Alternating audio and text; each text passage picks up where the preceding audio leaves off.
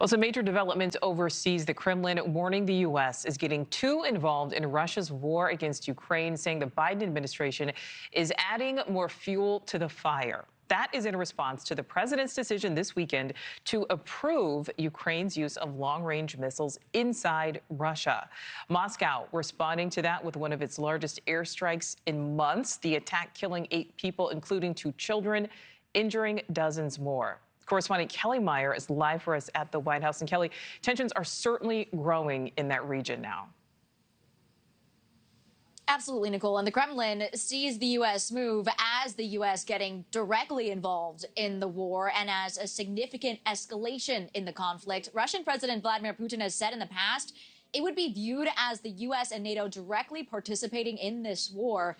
A White House official telling reporters today, quote, "The fire was lit by Russia's invasion of Ukraine.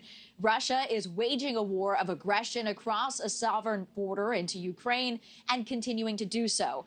The announcement came Sunday after the U.S. had previously said they would not allow the use of longer-range missiles in the war over fear of escalation.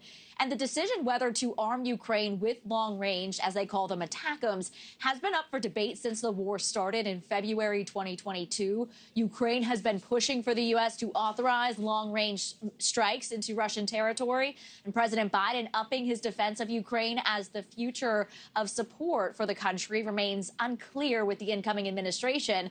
ATACMS, or as they're called, Army Tactical Missile System rockets, they have a range of up to 190 miles. They will launch strikes into Russia. The first deep strikes could come within days, we're hearing, and this seems to be a response to Russia bringing in more than 10,000 North Korean troops into the fight, and it marks a major shift in U.S. policy with just 2 months until President-elect Donald Trump takes over, Nichole.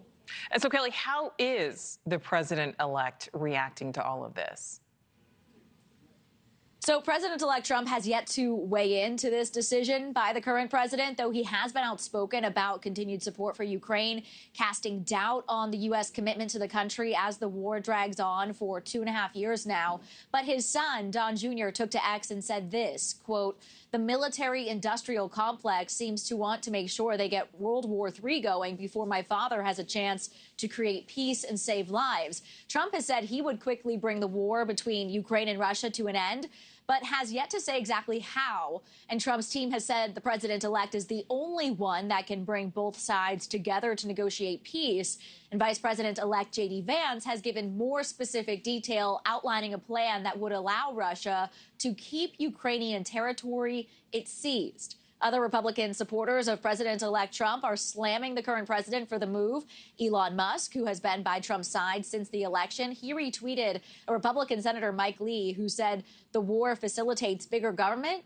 Musk retweeted that, saying, quote, "True." Nichole. All right, Kellie Meyer live for us there in Washington. Thank you. Thanks for watching. Go to joinnn.com to find NewsNation on your screen. And don't forget to click the red subscribe button below to get more of NewsNation's fact-driven, unbiased coverage.